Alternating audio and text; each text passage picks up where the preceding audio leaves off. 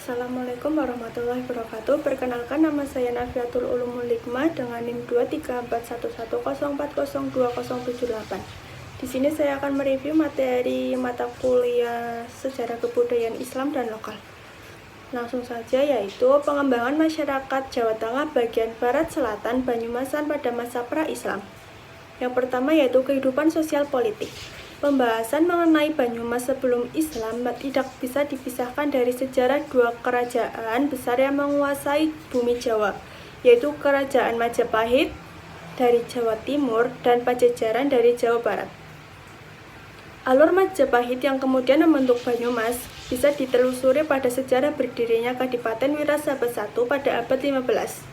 Sementara jalur Kerajaan Pajajaran dapat ditemukan pada sejarah berdirinya Kadipaten Pasir Luhur pada abad 14-15. Setelah dua kerajaan besar tersebut, kerajaan-kerajaan di Jawa Tengah bagian timur mengambil alih wilayah Banyumas dengan membangun Kadipaten Wirasabat II dan Kadipaten Banyumas pada abad 16-19.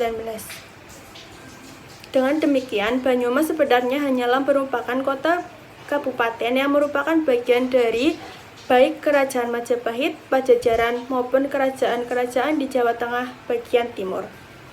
Berdasarkan tulisan Van der Meulen, sejarah Banyumas sebenarnya bisa dikaitkan dengan cerita sejarah Kerajaan Galuh Purba sekitar tahun 78 Masehi, 22 yang didirikan oleh para pendatang dari Tanah Kutai melalui pantai Cirebon dan menetap di pedalaman Gunung Slamet, Gunung Ceramai, dan lembah Sungai Serayu.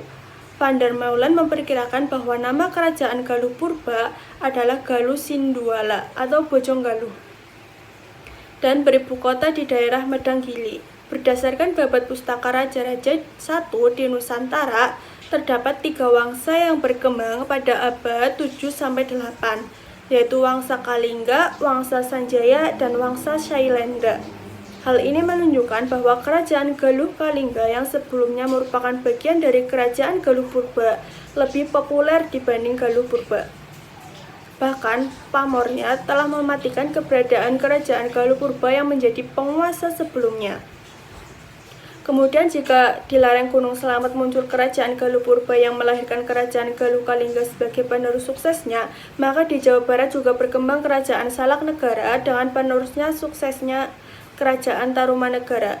Kerajaan Tarumanegara berkuasa di Jawa bagian barat dan beribu kota di Sundapura.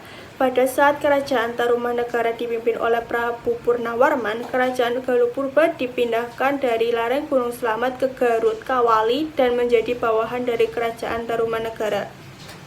Transformasi kekuasaan dari Tarumanegara, Galuh Kawali ke Galuh dalam beberapa abad selanjutnya melahirkan imperium baru di tanah Jawa, yaitu Kerajaan Pajajaran. Sehingga jika ditarik ke atas, sebenarnya sejarah kerajaan di wilayah Banyumas atau Galuh Purba jauh lebih tua daripada Kerajaan Pajajaran. Kemudian, struktur sosial masyarakat Banyumas mempunyai karakter yang unik. Yang pertama yaitu cowak, yaitu berbicara dengan suara keras. Yang kedua yaitu bloak atau berbicara dengan berlagak serius, apa adanya dan humoris. Yang ketiga dablongan atau dablong, yaitu seenaknya sendiri kalau mengkritik atau berkelakar, dan masih banyak yang lainnya. Karakter ini jauh berbeda dengan daerah-daerah lain di Pulau Jawa yang umumnya penuh unggah-ungguh, tata krama, basa-basi, dan hal lain-lain yang terstandarisasi oleh karakter sosial keraton. Meskipun demikian, ini bukan berarti masyarakat Banyumas tidak memiliki struktur sosial, yang adalah bahwa struktur sosial masyarakat Banyumas lebih sederhana, meliputi kalangan elit atau priai dengan tugas dan perannya sebagai pelaksana kebijakan keraton di tingkat kadipaten dan kalangan rakyat petani yang hidup dari pertanian. Kemudian yang kedua yaitu kehidupan ekonomi masyarakatnya. Dari sisi kondisi alam, seluruh daratan di Pulau Jawa dikenal dengan kesuburan tanah dan curah hujannya yang tinggi. Faktor alam inilah yang kemudian membuat masyarakat di Pulau Jawa mampu mengembangkan budidaya pertanian lahan basah dengan ekspedisi hasil pertanian yang unik antara satu daerah atau desa dengan daerah yang lain. Beberapa daerah yang dikelilingi atau diapit oleh beberapa pegunungan vulkanik serta dataran-dataran tinggi bahkan cenderung terisolasi dari pengaruh sosial politik dunia luar. Belum tersedianya sarana perhubungan yang memadai pada masa itu menyebabkan masyarakat hanya mengandalkan kondisi cuaca dan hal ekspedisi di hasil pertanian atau perkebunan. Yang selanjutnya yaitu Islamisasi di wilayah Jateng bagian barat. Yang pertama, peran Wali Songo. Wali Songo artinya 9 wali, sebenarnya jumlahnya bukan hanya 9. Jika ada seorang Wali Songo meninggal dunia atau kembali ke negeri seberang, maka akan digantikan anggota baru. Songo atau 9 adalah angka keramat, angka yang dianggap paling tinggi.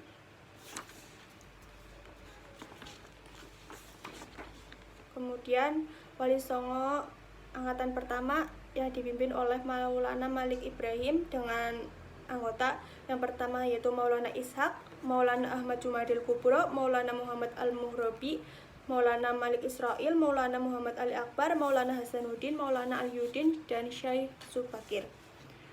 Misi utama dakwah dari tim ini adalah melakukan dakwah Islam dengan menonjolkan sisi moralitas, pembangunan ekonomi, dan masalah keamanan kepada masyarakat Jawa yang pada waktu itu sedang dilanda krisis moral, keamanan, dan ekonomi.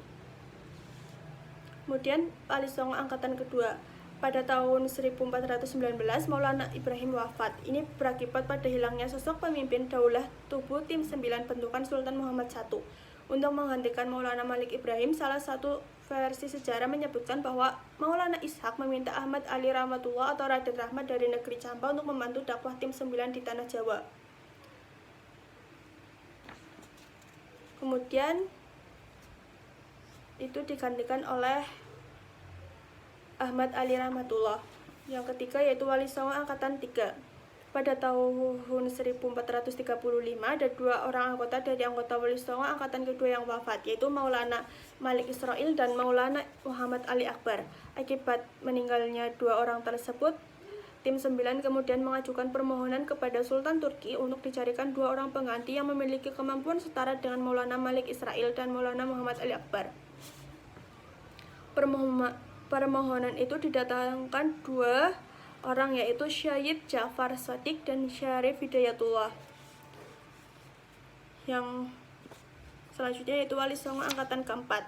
Memasuki pertengahan abad ke-15, jumlah masyarakat Jawa yang sudah memeluk Islam sangat banyak. Tidak hanya masyarakat biasa, banyak dari adipati di pesisir utara Jawa Timur, bagian barat, dan Jawa Tengah bagian timur yang pindah dari agama lain menjadi agama Muslim.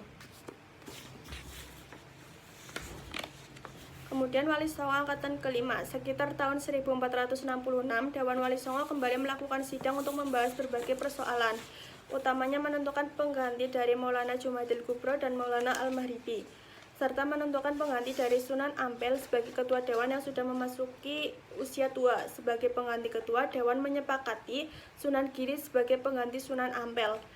Adapun 2 anggota Dewan yang wafat digantikan oleh Raden Hasan atau Raden Fatah dan Fatahullah Khan atau putra Sunan Gunung Jati. Kemudian Wali Songo angkatan ke-6.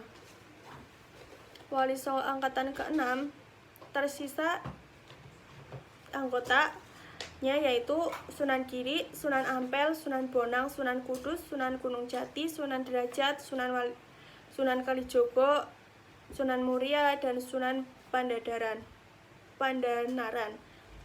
Kemudian yang selanjutnya peran wali dan ulama lokal. Yang pertama Syekh Mahdum Wali dan Raden Banyak Belanak atau penambahan Senopati.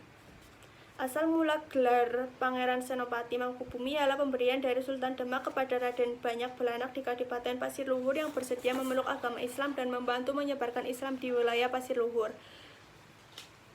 Para wali dalam menyebarkan agama Islam, Sultan Alam Akbar Raden Fatah dibantu oleh para wali berhasil mengislamkan tidak hanya tanah Jawa, melainkan beberapa wilayah di luar Jawa seperti Maluku dan Kalimantan.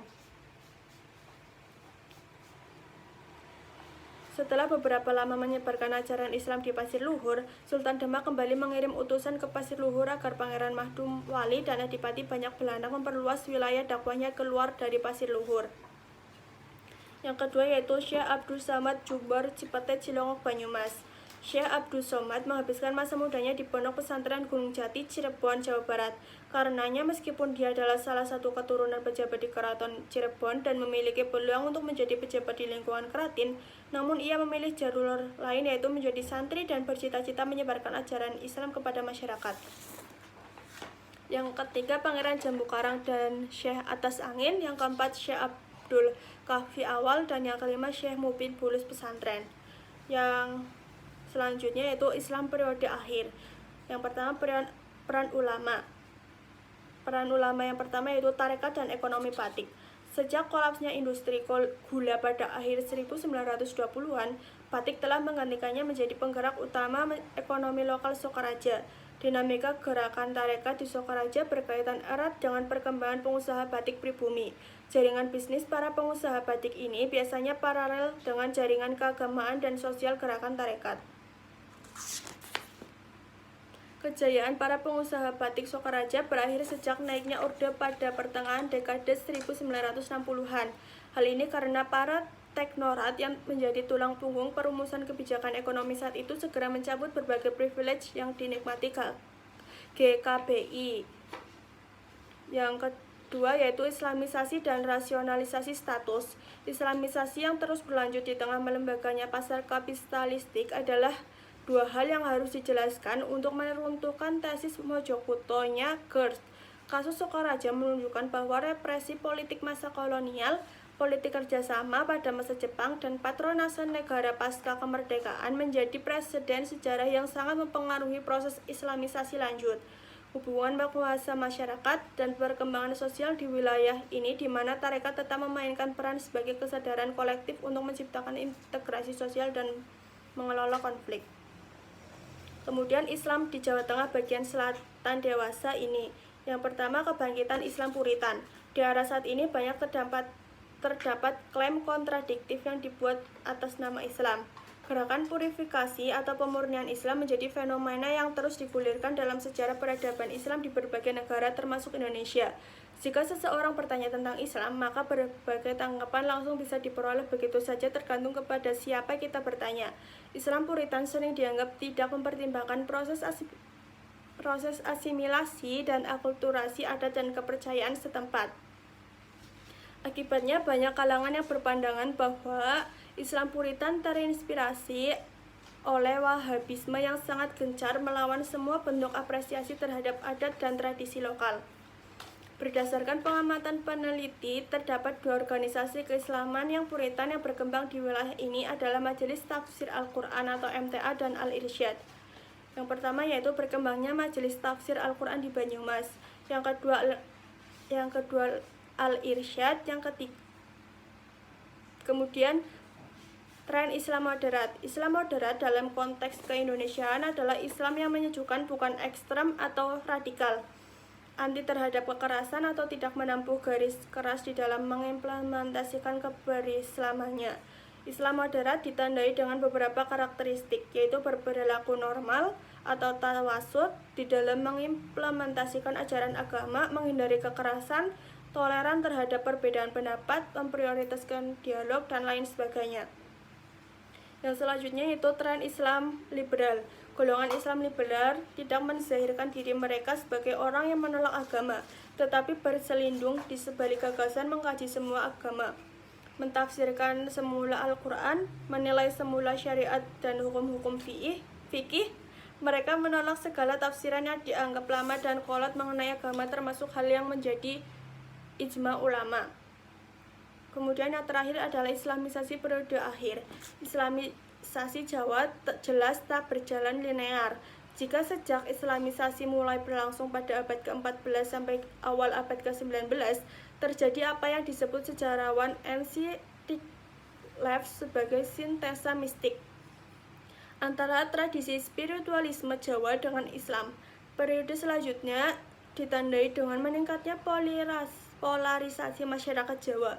Perkembangan ini tak lepas dari dinamika Islam di tingkat internasional, khususnya di Arabia, yang mempengaruhi proses Islamisasi dan santrinasi Nusantara termasuk di Jawa. Sifat dasar kebudayaan yang terbuka mengakibatkan terjadinya keterpaduan nilai-nilai budaya Jawa dan Islam. Pertama, secara secara alamiah, yaitu sifat dari budaya itu pada hakikatnya terbuka untuk menerima unsur-unsur budaya lain. Karena lapangan budaya berkaitan dengan kehidupan sehari-hari, maka tidak ada budaya yang dapat tumbuh terlepas dari unsur budaya lain. Terjadinya interaksi manusia satu dengan yang lainnya memungkinkan bertemu unsur budaya yang ada dan saling mempengaruhi.